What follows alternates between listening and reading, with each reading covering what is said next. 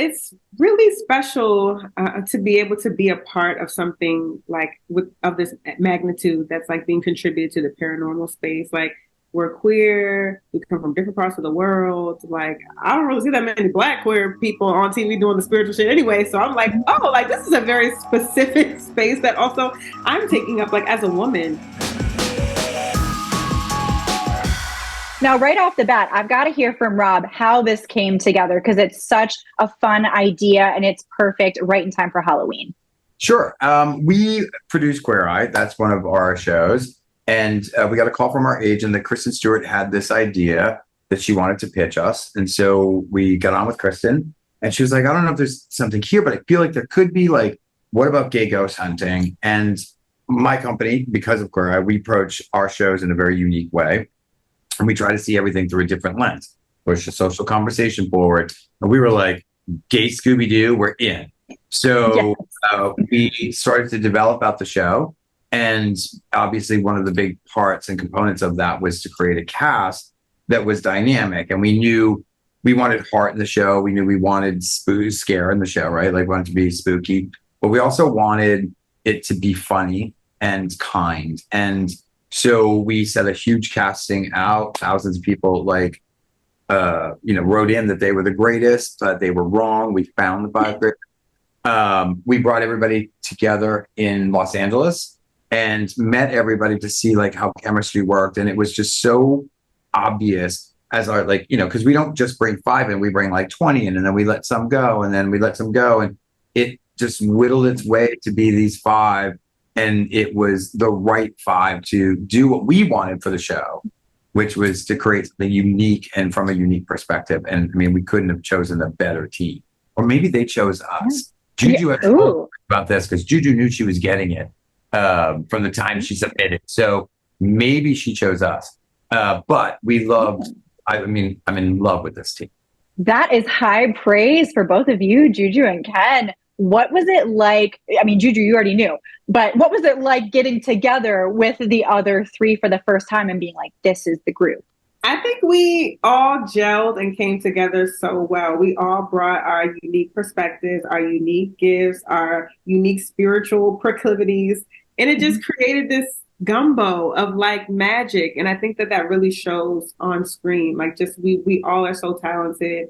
And we all like have these very different ways that we view the world. And I think that every person, when they watch, they'll be able to connect with someone or something that someone has said because we just represent a whole bunch of different things together. And it just works. It just works. Yeah. What about for you, Ken? Was it instant chemistry? Did you have to warm up to people? I think it was very immediate, quick. It just happened beautifully. But it wasn't forced. It wasn't contrived. We were all given a space by Scout Productions to be who we are. And we were encouraged to do so right from the jump. And then we sort of, traveled the country in this RV and these very tight spaces doing what is probably hands down the weirdest occupation you could possibly have. And we just melted and grew. And now I consider them to be some of my greatest friends. And we talk, text, phone calls, like video chats. We do it all the time.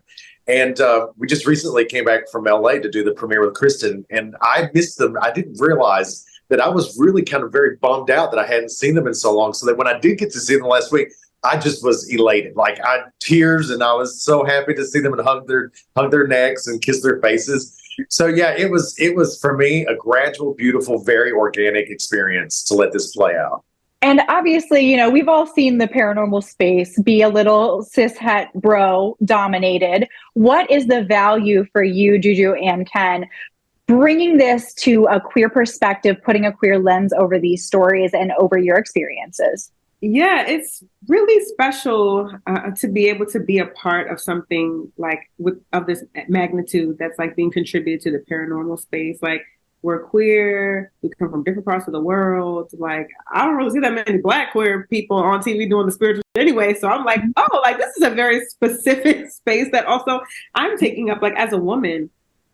So I think that having us all together with these identities I think it's going to rattle some things up in a good way, like in a positive way. And I also think that the spirits appreciate